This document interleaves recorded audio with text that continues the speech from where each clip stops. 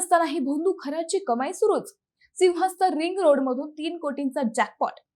2 महिन्यांपासून तुरुंगात असलेला अशोक खरात आता पुन्हा चर्चेत आला आहे. कारण आता त्याला तब्बल 3 कोटी रुपये मिळणार आहेत. महिलांचे लैंगिक शोषण आणि फसवणुकीच्या आरोपांमुळे सध्या तुरुंगात असलेला नाशिकचा भोंदू खरात आता एका नव्या कारणामुळे चर्चेत आला आहे.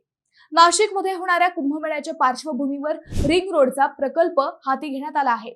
या प्रकल्पासाठी मोठ्या प्रमाणावर भूसंपादन सुरू असून त्यामध्ये अशोक खरात आणि त्याच्या कुटुंबियांच्या मालकीच्या जमिनींचाही समावेश आहे. सूत्रांच्या माहितीनुसार या जमिनीच्या बदल्यात खरात कुटुंबाला सुमारे 3 कोटी रुपयांचा मोबदला मिळू शकतो. गवळानेच्या जमिनीसाठी खरात आणि त्याच्या पत्नीला जवळपास 83 लाख रुपये, तर पाथर्डी शिवारातील जमिनीसाठी मुलगी तृप्तबाला आणि सृष्टी यांना तब्बल 1,82,00,000 रुपयांचा मोबदला मिळण्याची शक्यता आहे. मात्र हा मोबदला मिळवण्यासाठी संबंधित जमीन कायदेशीररित्या स्वतःची असल्याचे पुरावे आणि आवश्यक कागदपत्रे शासनाकडे सादर करावे लागणार आहेत. तसेच खरात प्रकरणात निलंबित झालेले उपजिल्हाधिकारी अभिजित भांडे पाटील यांच्या पत्नीचं नावही या भूसंपादन प्रक्रियेत समोर आलं आहे. म्हणून सध्या या संपूर्ण प्रकरणांची जोरदार चर्चा सुरू आहे.